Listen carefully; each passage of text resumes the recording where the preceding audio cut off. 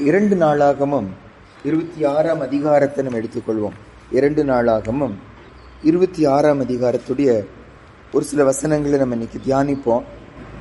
இந்த பகுதியில் உசியா ராஜா என்கிற ஒரு ராஜாவுடைய வாழ்க்கை ஆரம்பமும் முடிவும் இந்த பகுதியில் நம்ம பார்க்கிறோம். உசியா ராஜா என்கிற ஒரு ராஜா, இதே ராஜாவை ராஜாக்களின் புஸ்தகத்தில் அசரியா என்று சொல்லி எழுதப்பட்டிருக்கு. 2 பேரும் ஒண்ணுதான்.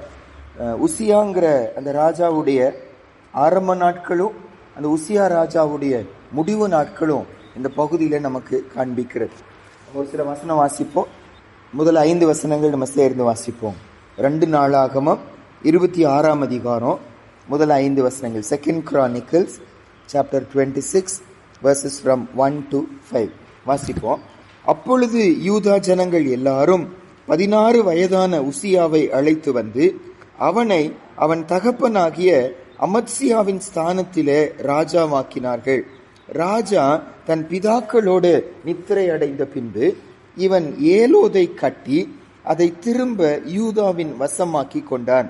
உசியா ராஜாவாகிற போது 16 வயதாயிருந்து 52 வருஷம் எருசலேமில் அரசாண்டான். எருசலேம் நகரத்தாளான அவன் தாயின் பேர் எக்கோலியாள். அவன் தன் தகப்பனாகிய அமத்சியா செய்தபடியெல்லாம் கர்த்தரின் பார்வைக்கு செம்மையானதை செய்து தேவனுடைய தரிசனங்களில் புத்திமானாயிருந்த சகரியாவின் நாட்களிலே தேவனை தேட மனது இணங்கியிருந்தான். அவன் கர்த்தரை தேடின நாட்களில் தேவன் அவன் காரியங்களை வாய்க்க செய்தார். 16 வயதுல ராஜாவாக்கப்படுகிறாங்க. 52 வருஷம் அவர் ராஜாவா இருந்தார் என்று சொல்லி நம்ம இந்த பகுதியில நம்ம பார்க்கிறோம். உசியா ராஜாவுடைய ஆரம்ப நாட்கள் ரொம்ப ஆசீர்வாதமா இருந்ததை நம்ம பார்க்க முடியும். நான் ஒரு சில வசனங்களை காமிக்கிறேன் பாருங்க. அவருடைய ஆரம்பம் எப்படி இருந்துச்சு, அவருடைய முடிவு எப்படி இருந்துச்சு, இதற்கு காரணம் என்ன, ஏன் இப்படி ஒரு நல்ல ஆரம்பத்தோடு ஆரம்பித்த உசியா ராஜாவுடைய முடிவு இப்படி ஆனது என்று சொல்லி அந்த காரணங்கள் தான் இன்னைக்கு நம்ம பார்க்க போறோம். அவருடைய லைஃப்ல அப்படி நடந்துச்சு.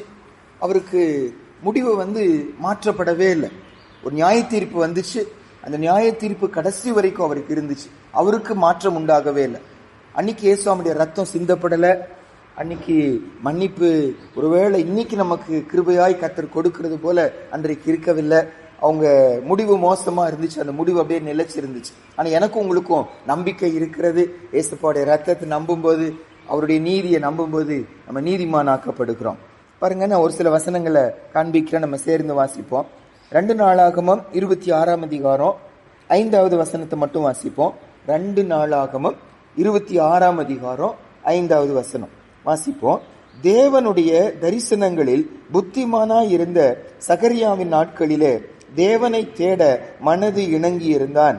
அவன் கர்த்தரை தேடின நாட்களில் தேவன் அவன் காரியங்களை வாய்க்க செய்தார். அந்த வசனத்தினுடைய கடைசி பகுதி, தேவன் அவன் காரியங்களை வாய்க்க செய்தார். அடுத்த வார்த்தை 7வது வசனம் வாசிப்போம்.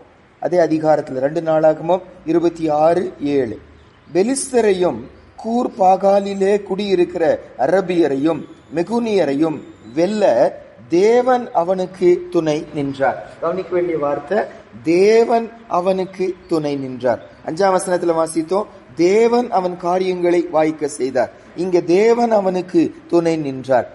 15வது வசனம் வாசிப்போம். 2 நாளாகவும் 26:15 கோபுரங்கள் மேலும் அலங்க கோடிகள் மேலும் நின்று அம்புகளையும் பெரிய கற்களையும் பிரயோகிக்கிறதற்கு நிபுணரான தொழிலாளிகள் கற்பித்த எந்திரங்களையும் அவன் எருசலேமில் உண்டாக்கினான். அப்படியே அவன் கீர்த்தி வெகு தூரம் பரம்பிற்று. அவன் பலப்படும் மட்டும் ஆச்சரியமாய் அவனுக்கு அனுகூலம் உண்டாயிற்று. அவனுக்கு அனுகூலம் உண்டாயிற்று. ஒரு சில ஆங்கில மொழிபெயர்ப்புகளை இந்த அனுகூலம் தேவனால் தான் உண்டாச்சு என்று சொல்லி எழுதப்பட்டதை பார்க்க முடியும். தேவன் அவனுக்கு அனுகூலம் உண்டாக்கினார். 3 வார்த்தை பாருங்க. தேவன் அவன் காரியங்களை வாய்க்க செய்தார், தேவன் அவனுக்கு துணை நின்றார், தேவன் அவனுக்கு அனுகூலம் உண்டாக்கினார். அனுகூலம்னா என்ன அர்த்தம்? அவனுக்கு வளர்வதற்கு, ஆசீர்வதிக்கப்படுவதற்கு ஏற்ற ஒரு சூழ்நிலையை ஆண்டவர் அவனுக்கு துணை செய்து உதவி செய்து அவனை அப்படியே உயர்த்திட்டு வருகிறத பார்க்கிறோம். வாய்க்க செய்தார், துணை நின்றார், அனுகூலம் உண்டாக்கினார். அவனுடைய முடிவை குறித்து வாசிப்போம் பாருங்க.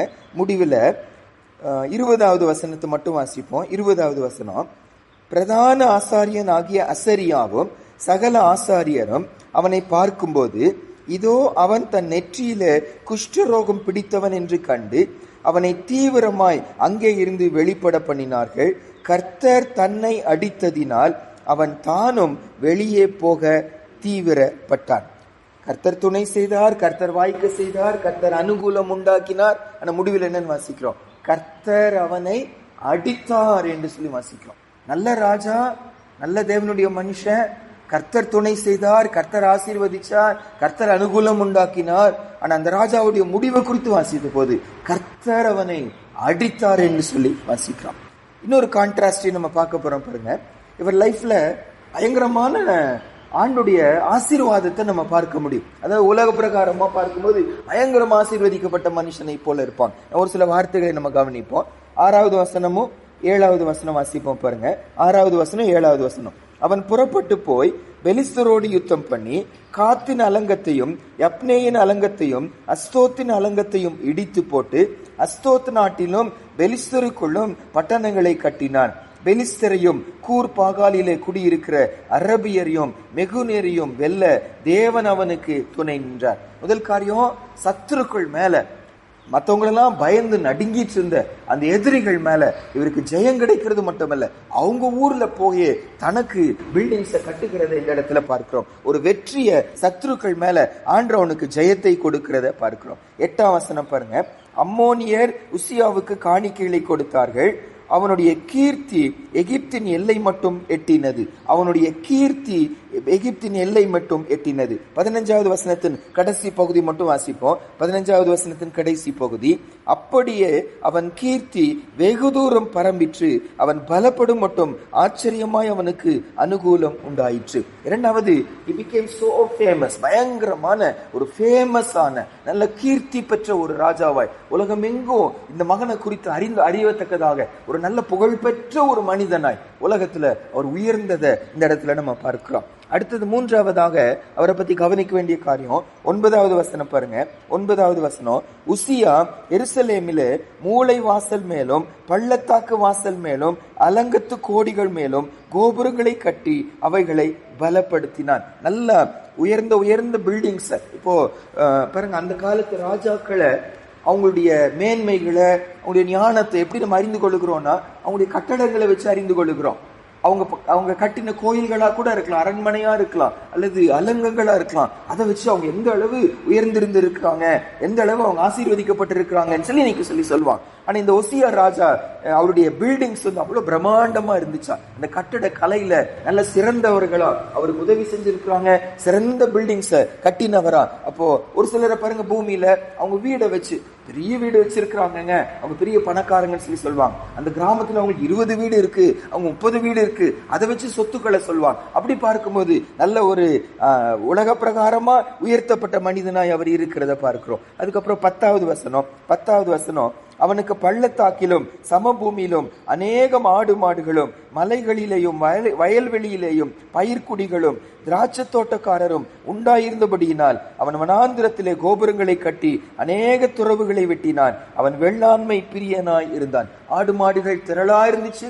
அதே போல அக்ரிகல்ச்சர்லயும் நல்ல வளர்ந்தவரா இருந்தாரு. அவருடைய பொழுதுபோக்கெல்லாம் கார்டனிங்கா இருந்துச்சு, அவருடைய பொழுதுபோக்கெல்லாம் வயல்வெளியா இருந்துச்சு. அது நல்லா உயர்த்ததா, நல்லா ஆசீர்வதிக்கப்பட்டதா. இப்படி ஒவ்வொரு காரியத்திலையும் யுத்தத்துல அவருக்கு ஜெயம் இருந்துச்சுன்னு சொல்லி நம்ம பார்த்தோம். இரண்டாவதாக அவர் நல்ல கீர்த்தி பெற்ற ஒரு மனிதனா இருந்தார்னு வாசிக்கிறோம். கட்டடங்களில உயர்ந்தவரா இருந்தார் என்று வாசிக்கிறோம். ஆடுகள் மாடுகள் அதே போல வெள்ளாண்மையில அவர் உயர்ந்தவரா இருந்தார்னு வாசிக்கிறோம். அதுக்கப்புறம் 11ஆம் வசனத்திலிருந்து 15வது வசனம் வரைக்கும் நம்ம வாசிக்க கூட வேண்டாம். அவருடைய ஆர்மி, அவருக்கு இருந்த அந்த பட்டாளம் சிறந்த பட்டாளமா இருந்துச்சு. அவர் கூட இருந்த எல்லா சேவகர்களுக்கும் விசேஷித்த ஆயுதங்களை எல்லாருக்கும் அவர் உண்டாக்கி இருந்தார். கீழே படை இருக்கும், மேல பில்டிங்ஸ்ல எல்லாத்தையும் கவனித்துக் கொள்ளத்தக்கதாக இன்றைக்கு என்னெல்லாம் சொல்லுகிறாங்க, பீரங்கின்னு சொல்றாங்க, என்னெல்லாம் சொல்றாங்க, அன்றைக்கு அவர்கள் உண்டாக்கி அவர்கள் பாதுகாப்புக்காக வைத்துக் கொண்டார். இப்படி எல்லா விதத்திலும் உசியா ராஜா நல்ல ஆசீர்வதிக்கப்பட்டவரா, உலக பிரகாரமா நல்ல உயர்த்தப்பட்டவரா இருந்த மனுஷன். அவருடைய முடிவு என்னன்னு சொல்லி வாசிப்போம். அதை கூட நம்ம வாசிப்போம் பாருங்க. 19ஆம் வசனத்திலிருந்து வாசிப்போம். 2 நாளாகும் 26ஆம் அதிகாரம் 19 21 வரைக்கும். அப்பொழுது உசியா கோபம் கொண்டான். அவன் தூப கலசத்தை தன் கையிலே பிடித்து ஆசாரியரோட கோபமாய் பேசுகிற போது ஆசாரியருக்கு முன்பாக கர்த்தருடைய ஆலயத்தில் தூப பீடத்தின் முன் இருக்கிற அவனுடைய நெற்றியிலே குஷ்டரோகம் தோன்றிற்று. பிரதான ஆசாரியனாக அசரியாவும் சகல ஆசாரியரும் அவனை பார்க்கும்போது இதோ அவன் தன் நெற்றியிலே குஷ்டரோகம் பிடித்தவன் என்று கண்டு அவனை தீவிரமாய் அங்கே இருந்து வெளிப்பட பண்ணினார்கள். கர்த்தர் தன்னை அடித்ததினால் அவன் தானும் வெளியே போக தீவிரப்பட்டான். ராஜாவாகிய உசியா தன் மரண நாள் மட்டும் குஷ்டரோகியாய் இருந்து கர்த்தருடைய ஆலயத்துக்கு புறம்பாக்கப்பட்டபடியினால் ஒரு தனித்த வீட்டிலே குஷ்டரோகியாய் வாசம் பண்ணினான். அவன் குமாரனாக யோதாம் ராஜாவின் அரமனை விசாரிப்புக்காரனாய் இருந்து தேசத்தின் ஜனங்களை நியாயம் விசாரித்தார். இப்படி ஒரு ஆசீர்வதிக்கப்பட்டவன், உலகத்துல உயர்த்தப்பட்டவன், எல்லா வசதிகள் நிரம்பினவன், எல்லாரும் ஓஹோன்று புகழ்ந்த ஒரு மனிதன். முடிவில் வாசிக்கிறோம், குஷ்டரோகியாய், ஜனங்களால வெளியே துரத்தப்பட்டவனாய், ஜனங்களோடு தங்க முடியாதவனாய், தனியாய் வாசம் பண்ணுகிறவனாய், அது 1 நாள் 2 நாள் மட்டுமல்ல, அவருடைய மரண நாள் மட்டும் குஷ்டரோகியாய், ஆலயத்துக்கு வர முடியாம, கர்த்தரை தொழுது கொள்ள முடியாம தனிமைப்படுத்தப்பட்டவனாய் இருந்தான். அதோட நிக்கல, அவருடைய மரணத்தை குறித்து வாசிக்கும் போது பாருங்க, 23வது வசனத்துல உசியா தன் பிதாக்களோட நித்திரை அடைந்த பின்பு ஜனங்கள் அவனை குஷ்டரோகி என்று சொல்லி அவனை அவன் பிதாக்கள் அண்டையில் ராஜாக்களை அடக்கம் பண்ணுகிற இடத்திற்கு அருகான நிலத்திலே அடக்கம் பண்ணினார்கள். அவன் குமாரனாக யோதாம் அவன் ஸ்தானத்தில் ராஜாவானான். ராஜாக்களை அடக்கம் பண்ணுகிற இடத்துல அவன் அடக்கம் பண்ணவில்லை, பக்கத்துல ஒரு நிலத்துல அவனை கொண்டு போய் என்ன செய்தாங்க, அடக்கம் பண்ணினாங்க. ஓஹோ என்று உயர்த்தப்பட்ட ஒரு ராஜா இறுதியோட நிலைமை அவ்வளவு மோசமாய் போனதை வாசிக்கிறான். முதல் ஆரம்பத்துல பார்த்தோம், கர்த்தர் கூட இருந்தாரு, கர்த்தர் வாய்க்க செய்தார், கர்த்தர் துணை நின்றார், கர்த்தர் அனுகூலம் பண்ணினார். ஆனா இறுதியில வாசிக்கிறோம், கர்த்தர் அவனை அடித்தார் என்று சொல்லி வாசிக்கிறோம். இங்க வாசிக்கிறோம், நல்ல உயர்த்தப்பட்ட ஒரு மனுஷன் இறுதியில ஒன்றுமே இல்லாதவனா, தனிமைப்படுத்தப்பட்டவனா, மரணத்துல கூட மற்றவர்களை போல மரணம் இல்லாம அவங்க தனிமைப்படுத்தப்பட்டவனா வாழ்க்க முடிஞ்சது வாசிக்கிறோம். காரணம் என்ன? இது நமக்கு ஒரு பெரிய எச்சரிப்பு. ஒருவேளை இன்னைக்கு நம்ம உயர்ந்தவர்களா இருக்கலாம், இன்னைக்கு ஆசீர்வதிக்கப்பட்டவர்கள் போல இருக்கலாம், இன்னைக்கு எல்லாரும் நமக்கு இருப்பது போல இருக்கலாம். இது நிரந்தரம் அல்ல. இவருக்குள்ள இருந்த ஒரு சில பாவங்கள் நமக்குள்ள இருக்குமானா நமக்கும் இந்த மாதிரி முடிவு வருவதற்கு வாய்ப்பு இருக்கிறது. ஏன்னா பைபிள் சொல்லுது, ஆண்டு நமக்கு எழுதின எல்லா வசனங்களும் கடைசி காலத்துல இருக்கிற நமக்கு எச்சரிப்பு உண்டாகும்படி எழுதப்பட்டிருக்கிற. ஆண்டு பட்சபாதம் உள்ளவர் அல்ல. உசியாவுக்கு அப்படி செய்தாருன்னா நமக்கும் செய்யக்கூடும். ஒருவேளை இன்னைக்கு நம்ம கடந்த காலத்தை யோசிக்கிறோம், இப்ப யோசிக்கிறோம், அன்னைக்கு போல நான் இல்லையே, அன்னைக்கு எல்லாரும் கூட இருந்தாங்க, இன்னைக்கு யாரும் இல்லையே, அன்னைக்கு ஆசீர்வதிக்கப்பட்டவனா இருந்தேன், இன்னைக்கு சபிக்கப்பட்டவனா இருக்கிறேன்னு. காரணம் என்ன? உசியாவுக்குள்ள ஒரு சில காரணம் இருந்துச்சு. நமக்குள்ள அது இருந்துச்சுன்னா உசியாவுக்கு விடுதலை கிடைக்கவே இல்லை. ஆனா எனக்கு உங்களுக்கு இயேசுவுடைய ரத்தம் இருக்கிறது, அவருடைய சிலுவை மரணம் இருக்கிறது. அவரை நம்பி வருவோம், மனம் திரும்புவோம், மன்னிப்பு கேட்போம், மறுபடியும் ஆதியில செய்த கிரியைகளை செய்வோம். கர்த்தர் மறுபடியும் நம்மளை உயர்த்த வல்லவராய் இருக்கிறார். என்ன காரணம்? ஏன் அப்படி நடந்துச்சு? இந்த பகுதி நமக்கு கற்றுக் கொடுக்கிற ஒரு சில காரணங்களை நம்ம பார்த்துட்டு நமக்குள்ளேயும் அது இருக்கான்னு சொல்லி நம்ம தியானிக்க போகிறோம். 26ஆம் அதிகாரம் 4ஆம் வசனத்துல பாருங்க, நான் இதுல 5 காரியங்களை பார்க்க போறோம். ரொம்ப விளக்கமா பார்க்க நமக்கு நேரம் இல்ல. ஆனா ஒண்ணுன்னா, என்ன பாவம், என்ன குறை அவருக்குள்ள இருந்துச்சு, ஏன் அப்படி நடந்துச்சு, ஏன் அப்படி ஒரு டிராஸ்டிக் சேஞ்ச் அவர் லைஃப்ல எப்படி விழுதல் வந்துச்சு ஆராய்ந்து பார்க்க போகிறோம். 4வது வசனம் பாருங்க, அவன் தன் தகப்பனாகிய அமத்சியா செய்தபடியெல்லாம் கர்த்தரின் பார்வைக்கு செம்மையானதை செய்தான். இந்த வசனம் நல்ல வசனம் போலதான் இருக்கு. முதல் முறையா வாசிச்சு வரும்போது நல்ல வசனம் போலதான் இருக்கிறது. அவன் தன் தகப்பனாகிய அமத்சியா செய்தபடியெல்லாம் கர்த்தரின் பார்வைக்கு செம்மையானதை செய்தான். ஆசீர்வாதமான வசனம் போலதான் இருந்தாலும் இந்த ராஜாக்கள் புஸ்தகத்துல, ராஜாக்கள் லைஃப்ல ஆண்டவர் ஒரு ஸ்டாண்டர்டா யாரதான் வச்சிருந்தாரு? தாவீதை வச்சிருந்தாரு. அவங்க கர்த்தரின் பார்வையில செம்மையானவர்கள்னா அவங்க யார போல இருக்கணும்? தாவீதை போல இருக்கணும். தாவீதை போல செம்மையானவர்களா இருக்கணும், கர்த்தரின் பார்வைக்கு செம்மையானவர்களா இருக்கணும். இவங்க லைஃப்ல இந்த உசியா ராஜாவுடைய வாழ்க்கையில தன்னுடைய ரோல் மாடலா தாவீதை வைக்கவில்லை. யார வச்சிருந்தாங்க? தங்க அப்பாவை வச்சிருந்தாங்க. இப்ப கேபா இருக்காங்கன்னா கேபா ரோல் மாடலா யார வைக்கணும்? ஏசப்பாவை வைக்கணும். ஏசப்பாவை வைக்காம தன் அப்பாவை சார்லஸ வச்சிருந்தாருன்னா அவருடைய வளர்ச்சி அதோடு தான் நின்றும். ஆண்டவர் போல என்ன செய்ய முடியாது, மாற முடியாது. இந்த உசியா ராஜாவுடைய குறை என்னன்னா, அவருடைய ரோல் மாடல் யாரா இருந்தாங்க, அவங்க அப்பாவா இருந்தாங்க. அவங்க அப்பா நல்லவரான்னு சொல்லி கேட்டா, நீங்க ஒரே ஒரு வசனம் அவருடைய ஆவிக்குரிய வாழ்க்கை குறித்து பைபிள் சொல்லுகிற ஒரு வசனம் பாருங்க. 2 நாளாகமம் 25ஆம் அதிகாரம் 2வது வசனம். 2 நாளாகமம் 25 2வது வசனம். அவன் கர்த்தரின் பார்வைக்கு செம்மையானதை செய்தான், ஆனால் முழு மனதோட அப்படி செய்யவில்லை. அவன் கர்த்தரின் பார்வைக்கு செம்மையானதை செய்தான், ஆனா தாவீதை போல என்ன செய்யவில்லையா, முழு மனதோடு என்ன செய்யவில்லை. அப்போ இந்த உசியா அப்பாவை போல அமத்சியாவை போல நடந்தாருன்னா அவருடைய ஆவிக்குரிய வாழ்க்கை கர்த்தருக்கு பிரியமா என்ன செய்யல, இருக்கவில்லை. மற்றவங்க பார்வையில அப்பாவை போலவே கர்த்தருக்காக வாழ்றானே, கர்த்தருக்கு பிரியமா நடக்கிறேன்னு சொல்லி சொன்னாலும் இது கர்த்தருடைய பார்வையில உகந்ததா இருக்குல்ல. அவருடைய ரோல் மாடல் சரியான ரோல் மாடல் அவருக்கு இருக்கவில்லைன்னு வாசிக்கிறோம். இரண்டாவது அவருடைய குறை என்னன்னா, 2 நாளாகமம் 26ஆம் அதிகாரம் 5வது வசனம் வாசிப்போம் பாருங்க. 5வது வசனம் வாசிப்போம். தேவனுடைய தரிசனங்களில் புத்திமானாய் இருந்த சகரியாவின் நாட்களிலே தேவனை தேட மனது இணங்கி இருந்தான். அவன் கர்த்தரை தேடின நாட்களில் தேவன் அவன் காரியங்களை வாய்க்க செய்தார். தன் வாழ்க்கையின் இறுதி வரைக்கும் கர்த்தரை தேடினவன் என்று வசனம் சொல்லி சொல்லாம ஒரு தீர்க்கதரிசியின் பெயரை இந்த இடத்துல எழுதுகிறான். அவருடைய பேர் என்ன, சகரியாங்கிற தீர்க்கதரிசி. இந்த சகரியாங்கிற தீர்க்கதரிசி உயிரோடு இருக்கிற வரைக்கும், சகரியாங்கிற தீர்க்கதரிசி அவருக்கு வசனத்தை சொல்லி கொடுக்கிற வரைக்கும், சகரியாங்கிற தீர்க்கதரிசி பாதத்துல உட்கார்ந்து கர்த்தர் சித்தத்தை அறிந்த நாட்கள் வரைக்கும் மட்டும் அவர் என்ன செய்தாரு, தேவனுக்கு பிரியமாய் நடந்தார் என்று சொல்லி பார்க்கிறோம். அப்பனா அவர் முடிவு வரைக்கும் கர்த்தருக்காக வாழவில்லை. அவருடைய பக்தி வாழ்க்கை கர்த்தர் மேல இருக்கிற அன்பினால் இருக்கவில்லை. ஒரு ஊழியக்காரனை சார்ந்து இருந்துச்சு, ஒரு மனிதனை சார்ந்து இருந்துச்சு, ஒரு தீர்க்கதரிசியை சார்ந்து இருந்துச்சு. இப்படி இருப்போம்னா அந்த மனுஷன் இருக்கிற வரைக்கும் நம்ம கர்த்தருக்காக வாழ்வோம். அவங்க போயிட்டாங்கன்னா கர்த்தருக்காக வாழமான். எத்தனையோ பேரு ஒரு ஊழியன் மாற்றப்பட்ட பின்பு, ஒரு ஊழியனை எடுக்கப்பட்ட பின்பு, ஒரு ஊழியன் ஒரு சபையிலிருந்து இன்னொரு ஊருக்கு மாற்றப்பட்டதுக்கு அப்புறம் அந்த ஊழியக்காரர் போயிட்டாங்க, என் வாழ்க்கையை போயிருச்சுன்னு சொல்லி சொல்லுவாங்க. அவர்கள் சரியாய் கர்த்தரை என்ன செய்யவில்லை, அறியவில்லை, தேவனோடு உறவு வரவில்லை. இவங்க கர்த்தருக்காக வாழ்ந்தது என்பது எது நிமித்தம் அந்த மனுஷனுடைய நிலையில. யோவான் ஸ்நானகனை குறித்து அதுதான் பைபிள் சொல்லி சொல்லும். அவன் உயிரோட இருக்கிற வரைக்கும் அவனுடைய நிழலிலே நீங்கள் என்ன செய்தீங்க, கொஞ்ச நாள் களி கூர்ந்தீர்கள். யோவான் எரிந்து பிரகாசிக்கிற விளக்காய் இருந்தான், அவனுடைய நிழலிலே கொஞ்ச நாள் களி கூர்ந்தீர்கள். அவன் எடுத்துக்கொள்ளப்பட்டதுக்கு அப்புறம் நீங்க கர்த்தருக்காக பிரகாசிக்கவில்லை. இந்த உசியா ராஜாவை குறித்து சொல்லப்பட்ட ஒரு வார்த்தை, அவனுடைய விசுவாச வாழ்க்கை அல்லது அவனுடைய பக்தி வாழ்க்கை கர்த்தரை சார்ந்து இருக்கவில்லை, ஒரு ஊழியனை சார்ந்து இருந்ததுனால அவரால் என்ன செய்ய முடியல, நிலைச்சு நிற்க முடியல. இதே மாதிரிதான் இன்னொருவரை குறித்து அந்த வசனம் வாசிப்போம். 2 ராஜாக்கள் 12ஆம் அதிகாரம், 2 ராஜாக்கள் 12ஆம் அதிகாரம் 2வது வசனம் வாசிப்போம் பாருங்க. 2 ராஜாக்கள் 12ஆம் அதிகாரம் 2வது வசனம். யோய்தாங்கிற ஒரு நல்ல தேவனுடைய மனுஷன் அவர் இருக்கும்போது இந்த ராஜா நல்லா இருந்திருக்கிறார். இவருடைய பேர் யோவாஸ் ராஜா. வாசிப்போம். ஆசாரியனாகிய யோய்தா யோவாசை போதகம் பண்ணின நாளெல்லாம் அவன் கர்த்தரின் பார்வைக்கு செம்மையானதை செய்தான்.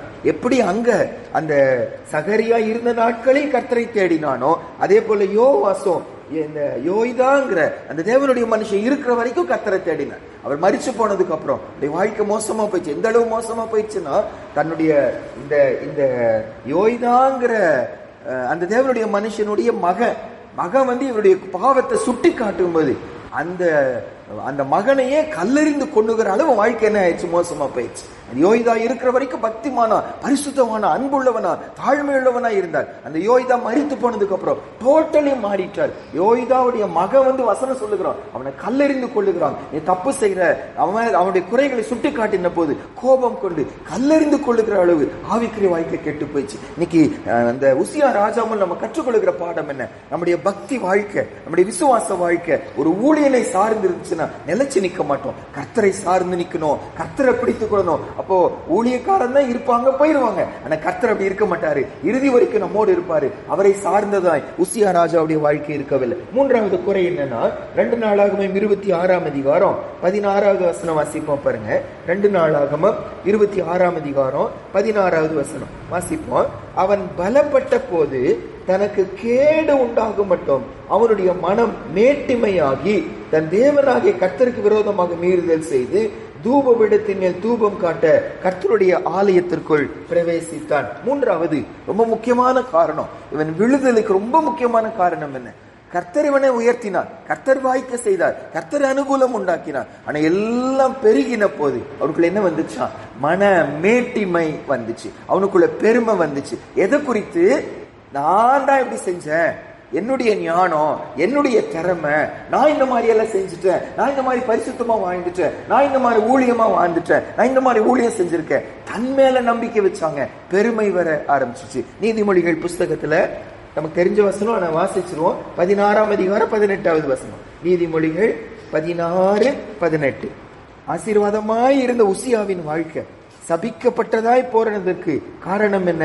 அதை நம்ம தியானிச்சு வருகிறோம். நீதிமொழிகள் 16:18. Proverbs 16:18 வாசிப்போம். அழிவுக்கு முன்னானது அகந்தை, விழுதலுக்கு முன்னானது மன மேட்டிமை.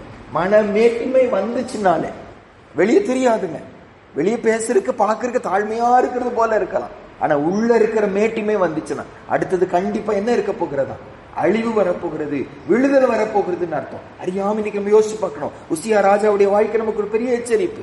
மனமேட்டிமை வந்துச்சு, அடுத்தது விழுந்து போனாங்கன்னு சொல்லி வாசிக்கிறோம். பெருமை உள்ளவர்களுக்கு தேவன் எதிர்த்து நிற்கிறார் வசனம் சொல்லி சொல்லுது. தாழ்மையா இருந்தோம்னா கர்த்தர் என்ன செய்வார்? அவங்களுக்கு கிருபை கொடுப்பார், அவங்களை உயர்த்துவார். நான் என்னையே உயர்த்தி கொண்டா கண்டிப்பா அடுத்தது தாழ்த்தப்பட போறோம், கீழே விழ போறோம்னு சொல்லி அர்த்தம். உசியா ராஜாவுடைய வாழ்க்கை நமக்கு ஒரு பெரிய எச்சரிப்பாய் கர்த்தர் கொடுக்கிறார். பெருமை வந்துச்சு, அடுத்தது அவங்க விழுந்து போனாங்க. எதை குறித்து? கர்த்தர் கொடுத்த ஆசீர்வாதத்தை குறித்து பெருமை. கர்த்தர் தான் அதை செய்தார். சின்ன பையன், 16 வயசு பையன், இவ்வளோ கர்த்தர் உயர்த்தி அவ்வளவு பெரிய வெற்றியை கர்த்தர் கொடுப்பாருன்னா கர்த்தருக்கு மகிமை செலுத்தணும். கர்த்தருக்கு மகிமை செலுத்தாம தனக்கு, ஆங்கிலத்தில் போட்டிருக்கு, தன்னை குறித்தும் தன்னுடைய அக்கம்ப்ளிஷ்மெண்ட் குறித்தும் அவனுக்கு பெருமை வந்துச்சான். உடனே அடுத்தது என்ன செஞ்சாங்க? கீழே விழுந்து போனாங்க என்று சொல்லி வாசிக்கிறோம். 4வதாக நம்ம இவர்களை பார்க்கிற ஒரு எச்சரிப்பு என்னன்னாங்க, அதே வசனம் 16வது வசனம், 16வது வசனத்தை மறுபடியும் வாசிப்போம்.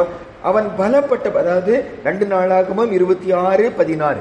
அவன் பலப்பட்ட போது தனக்கு கேடு உண்டாகும் மட்டும் அவனுடைய மனம் மேட்டிமையாகி தன் தேவனாகிய கர்த்தருக்கு விரோதமாக மீறுதல் செய்து தூப பீடத்தின் மேல் தூபம் காட்ட கர்த்தருடைய ஆலயத்திற்குள் பிரவேசித்தான். பாருங்க, எல்லாத்துலயும் இவர் நல்லா செய்யறாருங்க.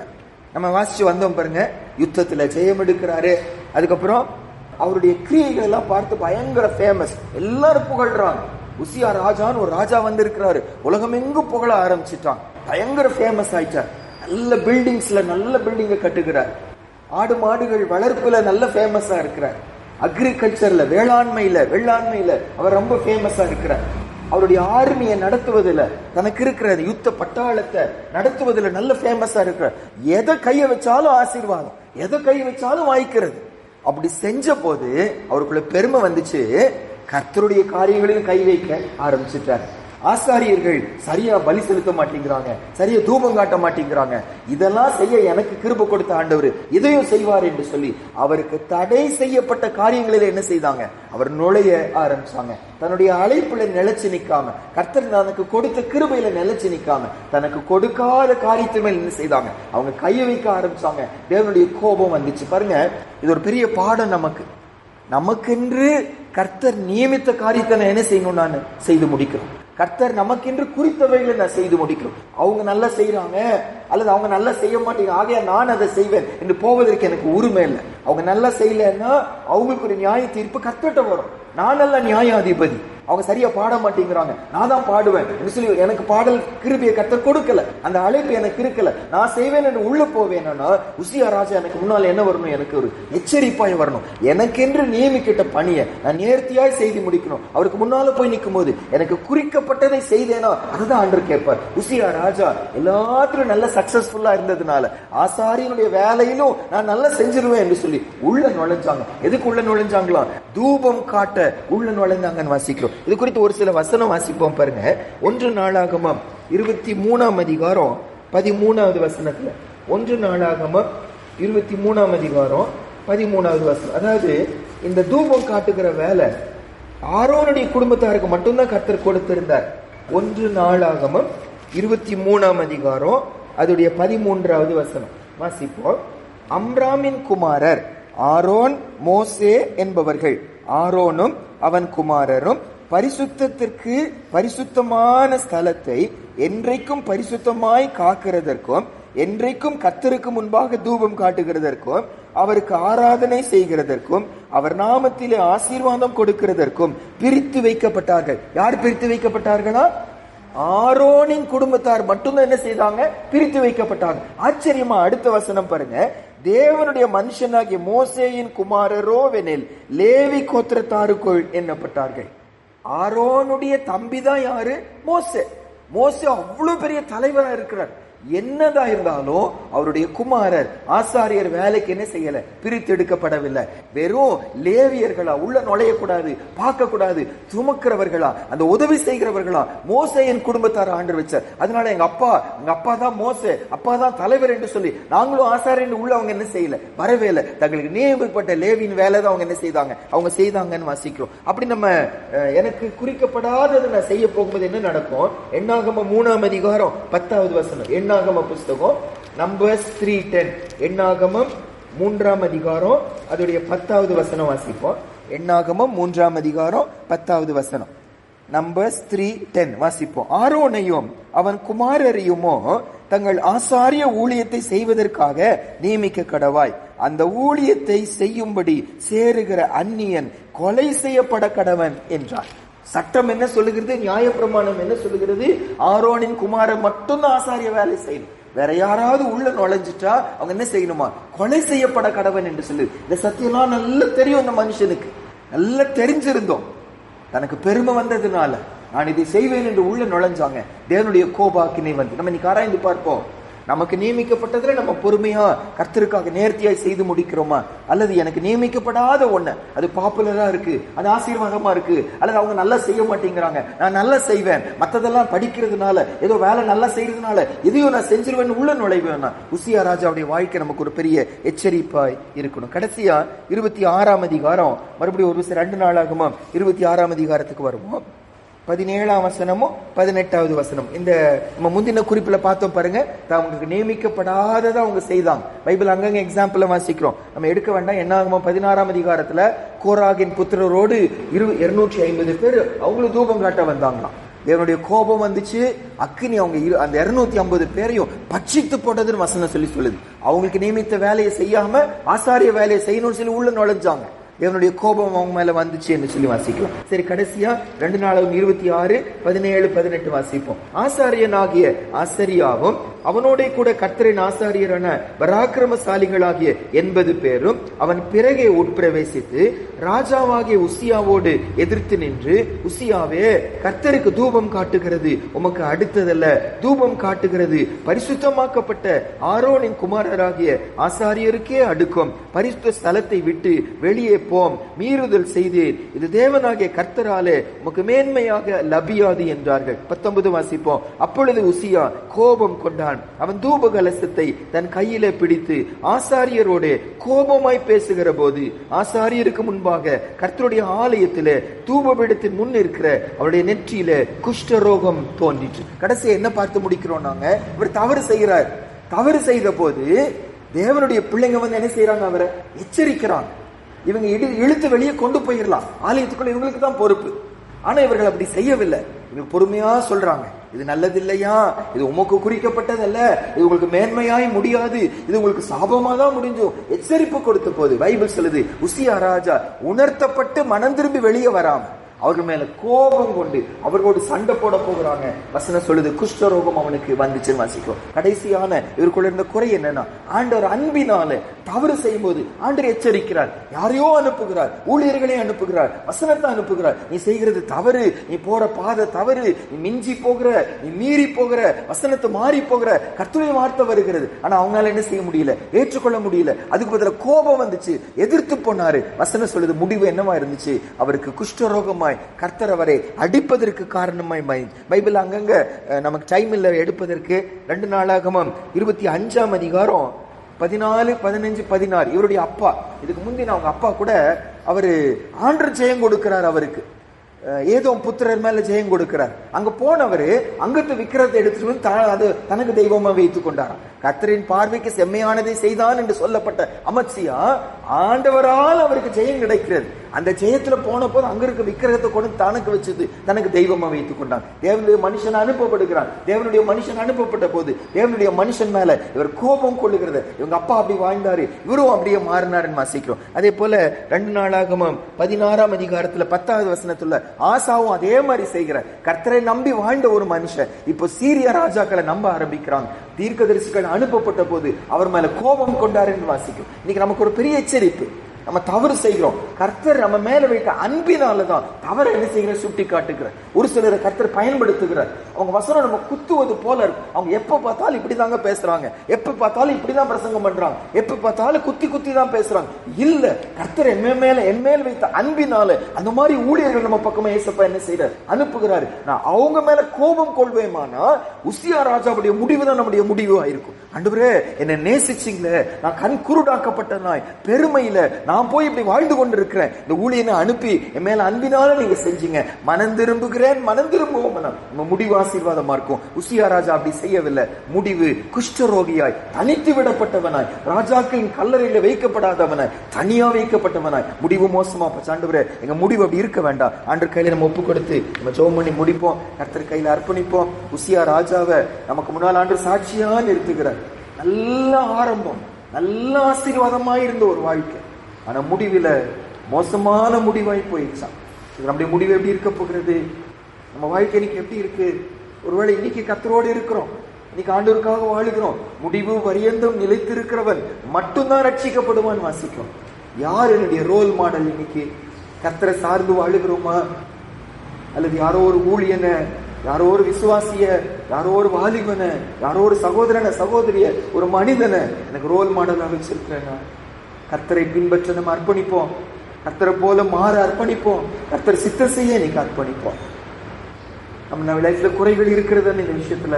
ஆண்டவரே, எங்களை மன்னிங்க ஏசப்பா. உங்க பார்வைக்கு செம்மையானது செய்கிறவர்களா எங்களை நீங்க மாற்றுங்க சுவாமி. ஆராய்ந்து பார்ப்போம். என்னெல்லாம் நீ காலையில ஆண்டவர் நம்மோடு பேசினாரோ அந்த வார்த்தைக்கு நம்ம எல்லாரும் விட்டு கொடுப்போம். ஆண்டவர், எங்க கூட குறைகள் இருக்கு. ஊழியனை சார்ந்து, ஒரு விசுவாசியை சார்ந்து என் வாழ்க்கை இருக்கிறது, கர்த்தரை சார்ந்து என் வாழ்க்கை இல்லை சுவாமி. எனக்குள்ள மேட்டிமை இருக்கு சுவாமி, வெளியே சொல்லலானா உள்ளத்துக்குள்ள நான் செய்கிற காரியங்களை நீங்க வாய்க்க செய்கிறதுனால எனக்கு பெருமை இருக்கு சுவாமி. என்னை மன்னிச்சுக்குங்கப்பா. என்னுடைய அழைப்புல நான் நிலைச்சு நிக்காம என்னுடைய அல்லாத ஒண்ணுல நான் நுழைகிறேன். என்னை மன்னிங்க ஏசப்பா. அன்பினாலே எச்சரிக்கும் போது எச்சரிப்பை ஏற்றுக்கொள்ள முடிய மாட்டேன், நான் கோபம் கொள்ளுகிறேன். என்னை மன்னிங்க சுவாமி. மகா பரிசுத்தம் உள்ள நல்ல தகப்பனே, ஆண்டவரே, இந்த கால வேளைக்காக நன்றி செலுத்துகிறோம். எங்க மேல அன்பினால எங்க பக்கமா அனுப்பப்பட்ட இந்த வசனங்களுக்காக உமக்கு நன்றி சுவாமி. எங்க முடிவு உசியாவை போல இருக்கக்கூடாது சுவாமி. ஆண்டவரே, எங்க முடிவு அப்படி இருக்கக்கூடாதுன்னு சொல்லி கரிசனை கொண்டு எங்க மேல கரிசனை உள்ள ஒரு நல்ல தகப்பனா எங்க பக்கமா அனுப்பின வசனங்களுக்காக உமக்கு நன்றி செலுத்துகிறோம். உம்மை எங்களுக்கு முன்னால வைத்தவர்களா, கர்த்தருக்கு முன்பாக நிற்கிற நான் என்று எலியா சொல்வது போல, தாவீது சொல்வது போல, கர்த்தரை எப்பொழுது எனக்கு முன்பாக வைத்திருக்கிறேன், கர்த்தரை வைத்திருக்கிறேன் சொல்வது போல உம்மையே முன்னால வச்சு உம்மை போல மாற, அன்று உம்மை போல மாறுகிற மக்களை எங்களுக்கு எக்ஸாம்பிளா வச்சு எங்க வாழ்க்கை ஓடி முடிக்க உதவி செய்யும். சகரியாவின் நாட்களில், யோய்தாவின் நாட்களில் மட்டும் அவர்கள் பரிசுத்தமா வாழ்ந்தாங்க. அவங்க எடுத்துக்கொள்ளப்பட்ட போது பாவத்துக்குள்ள போனாங்க. மனிதனை சார்ந்ததா எங்க விசுவாச வாழ்க்கை இருக்க வேண்டாம் ஆண்டவரே, உம்மை சார்ந்ததா இருக்க ஆண்டவரே எங்களுக்கு நீங்க கிருபை கொடுக்கும்படி சொல்லிக்கிறோம். எங்களுக்கு கொடுத்த ஒரு சில உயர்வது உம்மால கிடைத்த கிருபை ஆண்டவரே. ஆனா நாங்களோ பல நேரம் எங்களுக்கு கிரெடிட் எடுத்துக்கொண்டு நாங்க எப்படி செஞ்சுட்டோம், நாங்க எப்படி வாழ்ந்துட்டோம் பெருமை வரும்போது அடுத்தது நாங்க விழுந்து போகிறோமே, கிருபையா எங்களை மன்னிக்கும்படி நாங்கள் ஜெபிக்கிறோம் சுவாமி. எங்களுக்கு நீ நியமிக்கிற ஓட்டத்தை ஓடி முடிக்கணும் ஆண்டவரே. எங்களை ஏன் அழைச்சிரோ, எங்களுக்கு என்ன சித்தம் வச்சிருக்கிறீரோ அதை நாங்க செய்து முடித்தவர்களா இருக்கணும். எங்களை அழைத்த அழைப்புன்னு ஒன்று உண்டு ஆண்டவரே. ஆண்டவர் வீட்டுல எங்களை அர்ப்பணித்த அர்ப்பணிப்புன்னு சொல்லி உண்டு. அதுக்கு நாங்க கீழ்ப்படிந்து நடக்க எங்களுக்கு இல்லாத ஒண்ணு இல்லை. உள்ள நுழையாதவர்களும் எங்களை நீங்க மாற்றும்படியா நாங்கள் ஜெபிக்கிறோம். எச்சரிப்புகள் அன்பின் நிமித்தம் வரும்போது அன்று அந்த அன்பை உணர்ந்தவர்களாம் ஒப்பு கொடுத்து மனம் திரும்பி விடுதலையை பெற்றுக்கொள்ள கர்த்தர் எங்களுக்கு கிருபை கொடுங்க. அன்னைக்கு யாருடைய முடிவும் இந்த மாதிரி உசியாவை போல இராதபடி இன்னைக்கு காலையில் எங்க முடிவு சமாதானமா இருக்கட்டும், எங்க முடிவு பரலோகமா இருக்கட்டும், எங்க முடிவு நித்தியமாய் கர்த்தரோடு சிங்காசனத்துல அமர்வதா இருக்கட்டும். அப்படி செய்ய கிருபை கொடுங்க. துதி கன மகிமை உமக்கு செலுத்துகிறோம். இயேசுவின் மூலம் ஜெபிக்கிறோம் நல்ல பிதாவே, ஆமென்.